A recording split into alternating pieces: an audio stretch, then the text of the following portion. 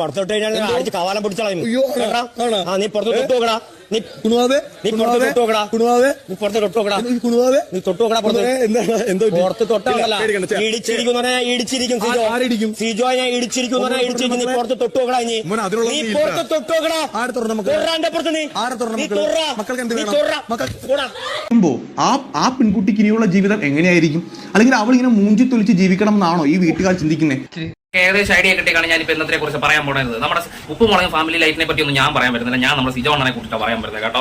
അണ്ണനാണെങ്കിൽ കഴിഞ്ഞ ദിവസം ഉപ്പുമുളകും ലൈറ്റ് ഫാമിലിയെ കുറിച്ച് റിയാക്ഷൻ വീഡിയോ ചെയ്യുന്നവർക്കെതിരെ വീഡിയോ ഇട്ടുണ്ടായിരുന്നു. പ്രത്യേകിച്ച് നമ്മുടെ ലൈഫ് ഓഫ് അനന്തു ബ്രോയെ കുറിച്ചാണ് പറഞ്ഞിട്ടുണ്ടായിരുന്നത്. എന്തായാലും സിജോ അണ്ണൻ പറഞ്ഞത് ഈ സീരി അക്കൗണ്ട് എനിക്ക് അങ്ങോട്ട് പിടിച്ചില്ല കേട്ടോ. കാരണം നമ്മളെല്ലാം ഒരേ ഫീൽഡ് നിൽക്കുന്ന. പിന്നെ അണ്ണൻ ഇപ്പോൾ കാശൊക്കെ ആയി ബിഗ് ബോസിലൊക്കെ പോയി അണ്ണനെല്ലാം മറന്നുണ്ടെങ്കിൽ ഞാൻ അത് ഓർമ്മിപ്പിച്ച് തരാം കേട്ടോ. അണ്ണനാണെങ്കിൽ ഈ 3 ചാനലുണ്ട്. ഒന്നെന്ന് പറഞ്ഞ ഒരു ഫാമിലി ഒരു വ്ളോഗ് ചെയ്യുന്ന ചാനൽ. അതിലാണെങ്കിൽ ബഹുകരമാണ് ഫസ്റ്റ് നൈറ്റിന്റെ വരെ ക്യാപ്റ്റൻ അടിപൊളി. അത് പിന്നെ അണ്ണനെ കണ്ട അണ്ണനൊക്കെ ചെയ്തു. പിന്നെന്ന് പറഞ്ഞ ഒരു ക്രൈം ത്രില്ലർ ഇതൊക്കെ പറയുന്ന ഒരു സ്റ്റോറി പറയുന്നുണ്ട്. അത് മൊത്തം അഭിതമാണ്. അത് അണ്ണന്റെ ക്യാപ്ഷൻ ഒക്കെ കണ്ടു കഴിഞ്ഞാൽ അടിപൊളി. ഈ പറഞ്ഞ അണ്ണനാണ് പറയുന്നത് ഈ ഞാൻ അവരെയൊക്കെ വിളിച്ച് അന്വേഷിച്ചിട്ട് ഇങ്ങനെയൊക്കെ വീഡിയോ ചെയ്യണത്. ഈ പറയുന്ന ഈ അവയത്തിന്റെ കഥയൊക്കെ പറയുമ്പോൾ ഈ പല സ്റ്റേറ്റ് നടക്കുന്നത് ഈ അവർ ജയിലിൽ പോയി കണ്ടിട്ടാണ് അന്വേഷിച്ചിട്ടാണോ ഈ വീഡിയോ ഇട്ടത്, അതോ അവരുടെ കുടുംബക്കാരെ വിളിച്ച് അന്വേഷിച്ചിട്ടാണോ അണ്ണൻ ആ വീഡിയോ ഒക്കെ ഇട്ടത്? അല്ലല്ലോ. പിന്നെന്ന് പറഞ്ഞു കഴിഞ്ഞാൽ എന്തായാലും അണ്ണൻ പറയാൻ നമുക്കൊന്ന് കുറച്ച് കേട്ടിട്ട് ഞാൻ ബാക്കി പറയാം.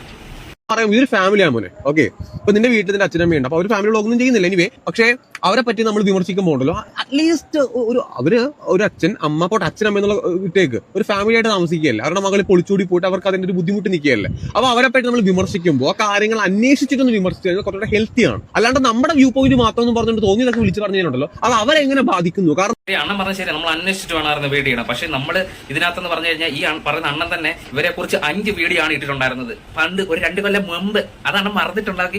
ഞാനൊന്ന് ജസ്റ്റ് ആണെങ്കിൽ ഇവിടെ അണ്ണൻ പറയുന്ന ഒരു ബൈറ്റ് ഞാനിവിടെ വെക്കുക, നിങ്ങളൊന്ന് കണ്ടു നോക്ക്. ഒളിച്ചോടി പോകാനായിട്ടുള്ള റീസൺ ആയിട്ട് എനിക്ക് തോന്നിയിട്ടുള്ളത് ആ അച്ഛന്റെയും അമ്മയുടെയും കയ്യിലിരിപ്പ് തന്നെയാണ്. ആ പെൺകുട്ടിക്ക് ഇനിയുള്ള ജീവിതം എങ്ങനെയായിരിക്കും? അല്ലെങ്കിൽ അവൾ ഇങ്ങനെ മൂഞ്ചി തൊലിച്ച് ജീവിക്കണം എന്നാണോ ഈ വീട്ടുകാർ ചിന്തിക്കുന്നത്? ഈ പറഞ്ഞത് അണ്ണന്റെ വേറെ വല്ല അപരനോ വല്ലോ ആയിരുന്നു ഈ വീഡിയോ കണ്ടത്. എന്തായാലും അന്ന് അണ്ണന് അത് സെന്റിമെന്റ്സും കാര്യമൊന്നും ഒരു പ്രശ്നം അല്ലെന്ന് പറഞ്ഞിട്ട് ഇന്ന് സെന്റിമെന്റ്സിനെ ഭയങ്കര പൂഴ്ത്തി പറയുന്ന അണ്ണൻ പെട്ടെന്ന് അങ്ങ് മാറിപ്പോയി. ഇത് കാരണം എന്ന് വെച്ചാലേ, കാരണം അണ്ണന്റെ കല്യാണത്തിന് ഉപ്പുമുളകും ഫാമിലിയൊക്കെ വന്നിട്ടുണ്ട്. അപ്പൊ അതിന്റെ ഒരു പൂർവ്വം കാണിക്കണമല്ലോ അല്ലേ? അതാണ് സംഭവം.